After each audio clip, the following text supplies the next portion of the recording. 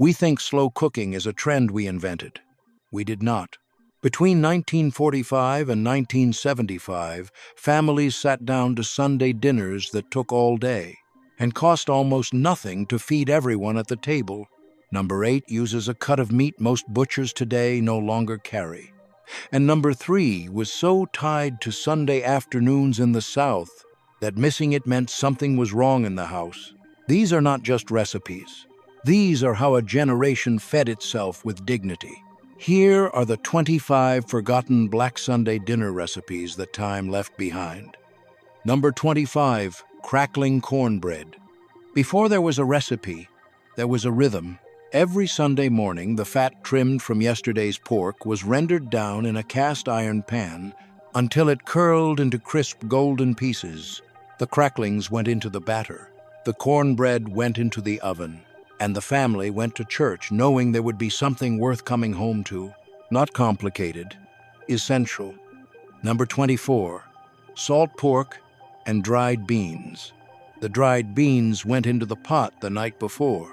By Sunday morning, the salt pork, a thick slab for 16 cents, had been simmering low for hours before anyone else in the house was awake. By noon, the whole pot had a depth of flavor that no amount of money could buy faster. That was the point. Time was the ingredient most families had more of than cash. Number 23, neck bones and collard green pot. The neck bones were never the main dish. They were the foundation.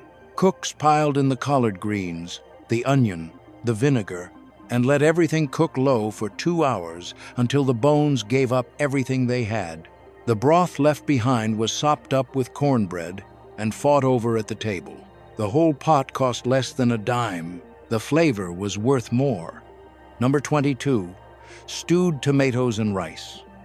Some Sunday dinners started here when there was nothing else. Whole tomatoes, broken down by hand, a cup of rice, bacon drippings, 43 cents for the full pot. The tomatoes went sweet when they cooked down long enough, and the rice absorbed everything. Mothers added whatever the kitchen had and served it like it was planned that way. It usually was genius. Number 21, hog maw stuffed with rice and onion. This one took all day, and no one apologized for it. The stomach had to be scrubbed, rinsed, packed with seasoned rice and onion, then sewn shut and set to braise for most of the afternoon. By the time the family was home and changed from church, the kitchen smelled like someone had been working since before sunrise. They had. Number 20, butter bean and ham hock stew. The ham hock went in first, before the butter beans, before anything else. It needed time to release what it had. By the time everything was finished and seasoned, the stew had a richness that looked like it cost far more than it did. Church halls across the Midwest knew this dish by smell before they knew it by name. Nobody timed these recipes. That distinction shaped everything about how they were made and what they accomplished. In a mid-century American Sunday kitchen, the timer was not a clock on the wall. It was the sound of a door opening at the back of the house, the smell of a roux hitting the bottom of a pan at the exact right moment, a grandmother leaning over a child's shoulder and saying, "Not yet, stir it more, you will know when it is ready." These dinners did not take all day because the recipes required it. They took all day because the cooking was the teaching.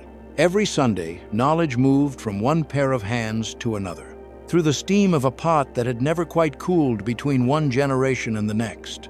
The tamale pie, appearing later on this list, a dish that traveled from Mexican kitchens into black homes across the Southwest, carried not in any book but in memory and taste, did not arrive with instructions. It came through watching, through being corrected, through eventually standing at the stove alone and getting it right without being entirely sure why. That is how all of it worked. A dinner that took 90 minutes at minimum was not inefficient. It was the length of a lesson.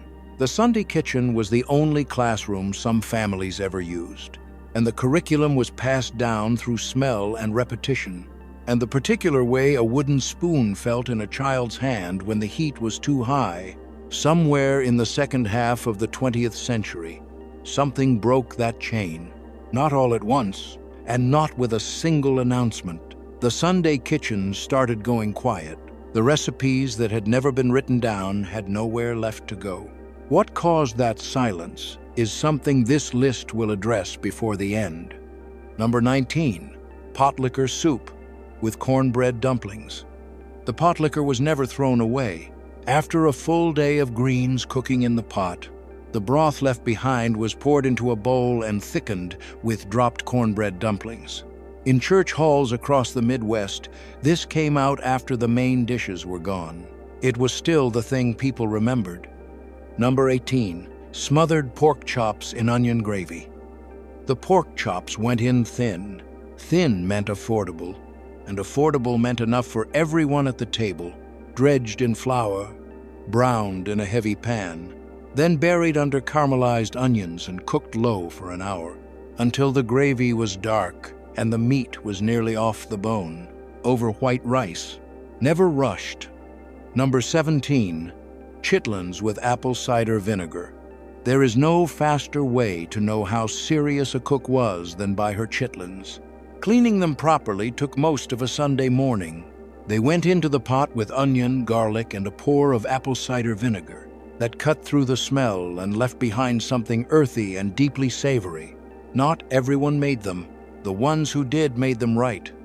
Number 16, liver and onions in brown gravy.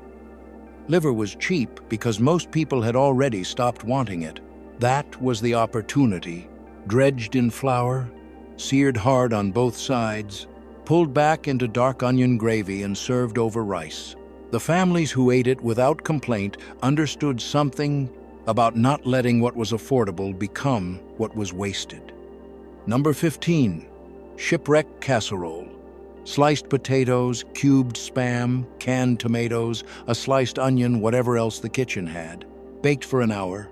It was the Sunday dish that absorbed the entire week's leftovers and turned them into something that looked like a plan. Every family made a slightly different version. None of them wrote it down. Number 14, candied sweet potatoes with fatback. Sweet potatoes cooked low until the edges darkened, and the natural sugars concentrated deep in the pan. The fatback pressed into them made them richer than their price should allow. They were the dish children, remembered first when they thought about Sunday. The cut of fatback used to finish them is almost impossible to find in a regular market today. It is not the only ingredient on this list that went quiet. Number 13, tamale pie.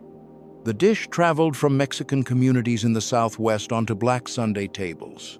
By the time it moved north, traded across back fences between black families, Italian immigrants, and German neighbors in northern cities, tamale pie had become its own thing entirely.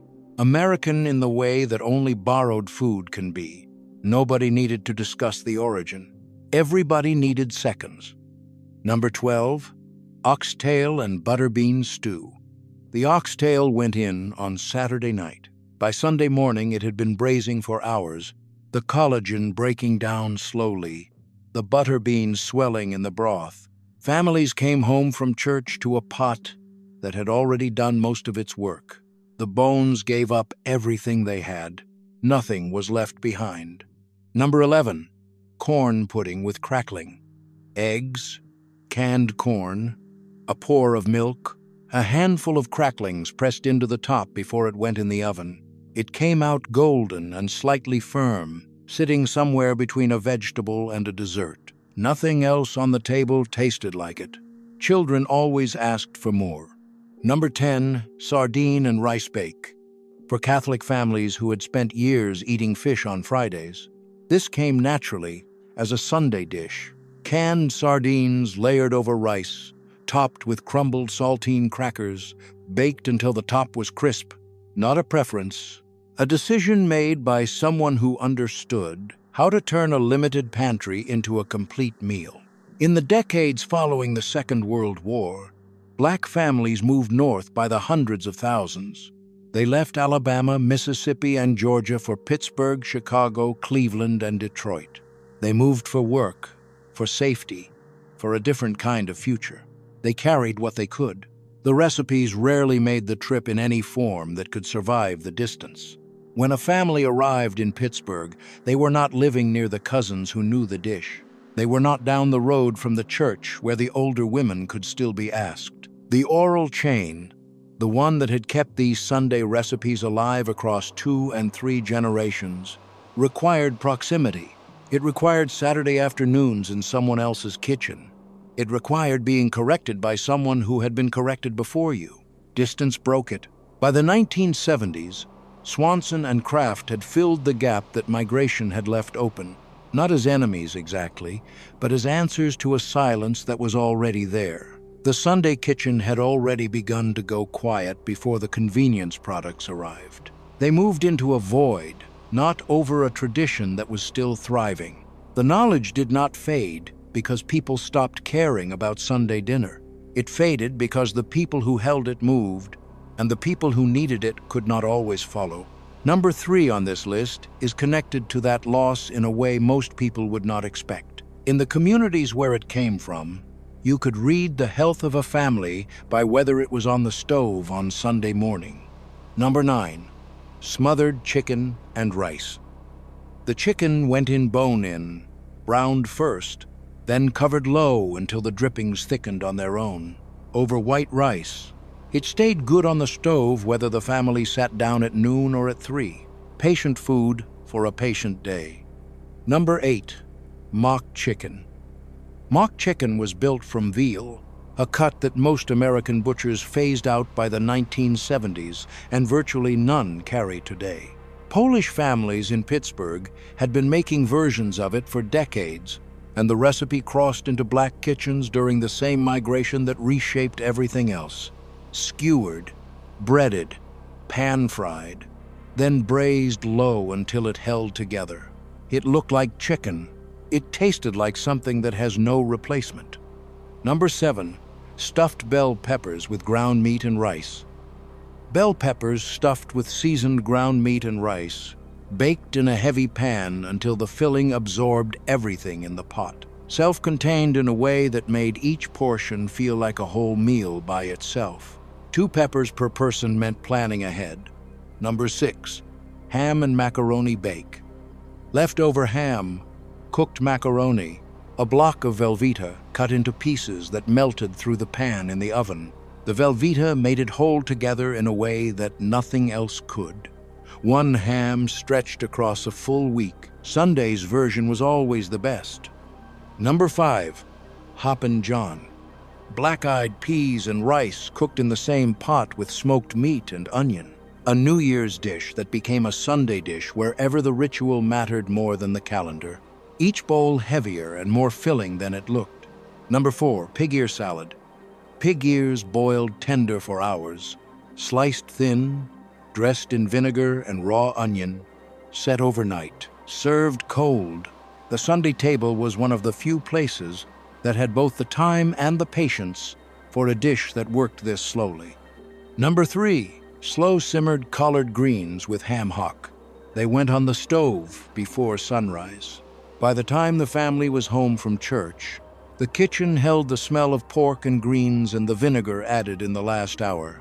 In the communities where this tradition came from, you could read a family's week by whether these greens were slow on the stove Sunday morning. A cold pot meant something had gone wrong. Number 2, cornbread dressing. Not stuffing, dressing, baked in a cast-iron skillet from crumbled cornbread, celery, onion, sage, and pan drippings. The recipe lived in one person's hands in every family. When that person was gone, the dressing was never quite the same again. Number 1, Sunday fried chicken. It did not need a story. Every family knew exactly how their grandmother made it, and exactly how no one else did. The seasoning was not written down. The oil temperature was measured by eye. The timing was felt, not clocked. That was the point of all of it. Not the recipe, the knowledge held in someone's hands. These dishes did not survive because they were easy. They survived when someone stood still long enough to pass them forward. The recipe was never written down because it was never meant to be read. It was meant to be felt in a kitchen on a Sunday morning, in the understanding that a full table came not from money, but from time and the willingness to spend it. If any of these were in your family's kitchen growing up, leave the name in the comments. And if you have never made any of them, try one in the next 30 days.